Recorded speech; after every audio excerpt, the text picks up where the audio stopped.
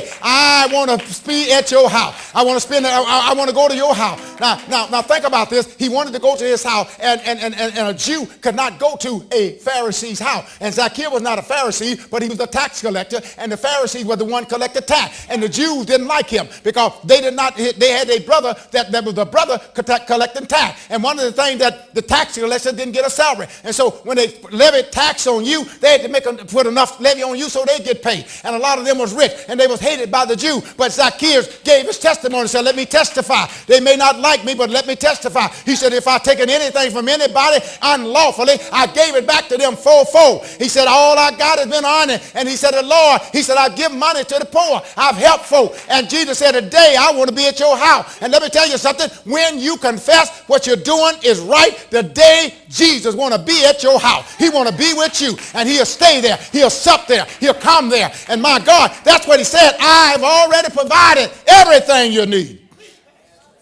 Now, he wants you to taste the grapes of flavor, the grapes of prosperity, the grapes of health, even more than you could ever want them.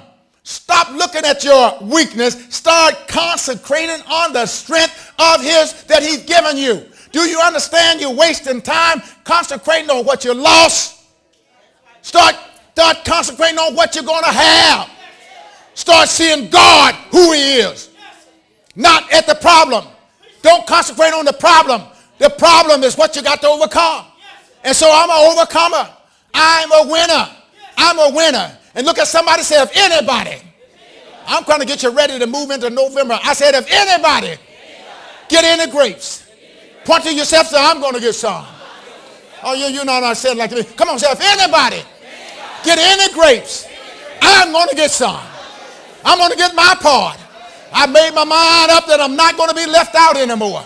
I said, I'm not going to be left out anymore. We're being left out in so many things. And my God, we're in the midst of a thing, and it's time for us to pray. Do you understand? It's time for us to pray. And I said it last week, and I said it again. It's time for us to pray. When you got Christian that said that something was a cult, and all of a sudden now it's not a cult because it's a different person running. Let me tell you something. If it's a cult then, it's a cult now. And no sense of trying to change because the man is still who the man is. He said what he is. And let me tell you something. If you don't believe in Jesus Christ as Lord and Savior, that's a cult. That's a cult. It's a cult. So don't start telling your children it's all right to be this and all right to be that. There's something that is not all right to be. And we got to stand up for what is not all right to be.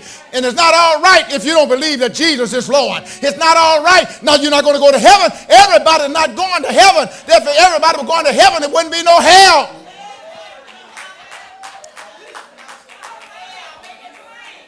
Stop looking backwards. You cannot go very fast looking through the rearview mirror. Look at somebody and say, you can't go very fast looking through the rearview mirror. The only purpose for the rearview mirror, God, I need some help. The only purpose for the rearview mirror is that you can see what's behind you while you're going forward. Let me go over here. You ought to catch that. I said the only reason for the rearview mirror is that you can see what's behind you while you're going forward. But you cannot go backwards as fast as you can forward. I wish I had a witness here. So you don't drown by falling in water. Look at somebody and say, you don't drown by falling in water. You drown by staying there. Huh? You drown by staying there. You can fall in water and get out of water. You don't drown. Whew. Jesus, I'm trying to help these folks. Get up from your situation and start setting your success in motion. A true winner will never magnify his personal weakness. What did I say? A true winner. Come on, say a true winner will never magnify his weakness. My weakness is between God and me, not between the public, not between you and somebody else. You don't need to know my weakness. But when I'm weak, help me say, when I'm weak, that's when I'm strong. Because when I'm weak, Jesus never loses his strength. He never loses his strength. I sometimes lose my strength. Sometimes I don't feel as good as I do today. But when I'm weak, that's when God is strong. So don't jump on me when you think I'm weak, because I'm never alone. I said, I'm never alone. Let me get back here now. The grapes are not placed within your mouth. They are placed within your reach. I said, they're not placed within your mouth, but they are always within your reach. Look at somebody and say, nobody has got to put them in my mouth. But if they're in my reach, I'm going to get my portion. Look at somebody and say, I'm going to get my portion. So I don't know about you, but I'm going to get my portion. Lord, help me here.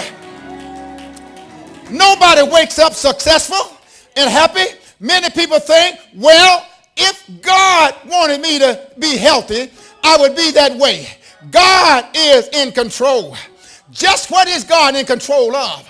Yes, he's in control. He controls the laws of his universe. He does not control our decision. It is our decision that controls the majority of our circumstances.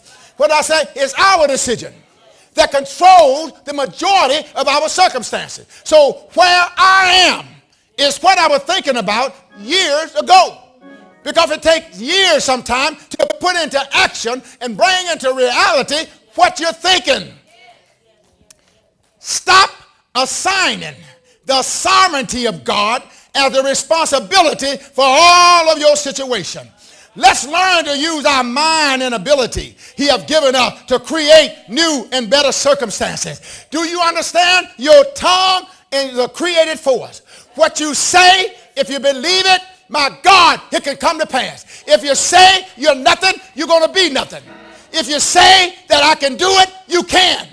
I can do all things through Christ that strengthened me. Everything that God has told me I can do it. Now, I just can't think of something, go and do it. But if God that's my purpose. If God, you all was born with a purpose. And once I identify my purpose and know why I am here, most of the people don't know why you're living. What is your purpose? What am I supposed to be doing? Ask God. Let God flow through you. And ask God, why am I here? What is my purpose? What am I supposed to be doing? God don't make no junk. You're not just here on happenstance. You're here for a reason. Find out the reason you're here. And when you find out the reason you're here, you'll start working in that purpose. And my God, your purpose will bring you to success. Your purpose will open doors for you. Your purpose will make ways for you. Your purpose will make you happy.